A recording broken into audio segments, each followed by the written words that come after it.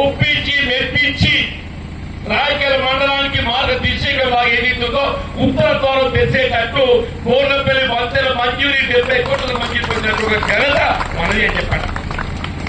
10 ఏళ్ళు ఇల్లు కట్టినారు ఇక్కడ, 10 ఏళ్ళు రాజ్యం వాళ్ళే చేసింది కదా. ఎమ్మెల్యేగా ప్రత్యక్షంగా పరోక్షంగా రాజ్యం ఎవరు వెళ్ళిందా? వాళ్ళు వెళ్ళిందా కదా. ఇల్లు కట్టిందా?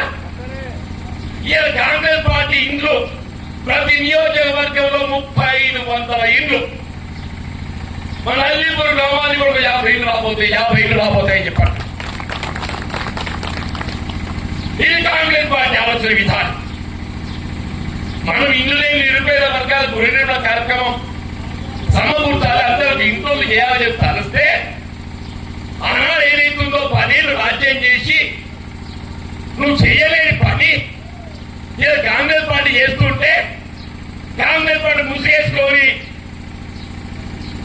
అందులో ఏదైతుందో నేను కూడా భాగస్వామ్యం చెప్పి చెప్పుకోవడానికి నిజంగా కూడా కొంత నీకు ఆలోచన ఉండాలి, సిగ్గర్ ఉండాలి కదా.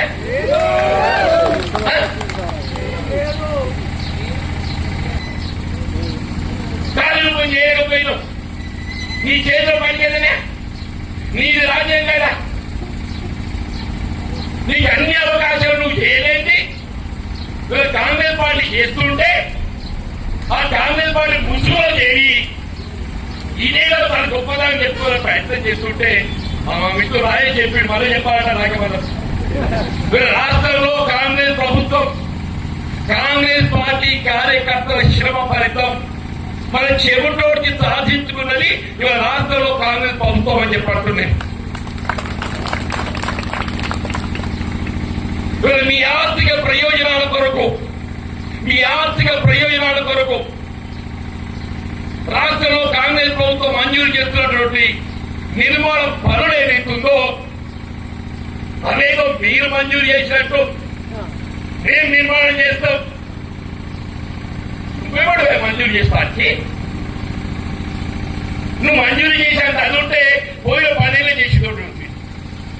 నువ్వు 10 ఏళ్ళు చేయలేండి ఇలా కాంగ్రెస్ ప్రభుత్వంలో చేయగలుగుతున్నావు చెప్పంటే ఆ ఫలితం ఎవరి దక్కాలి?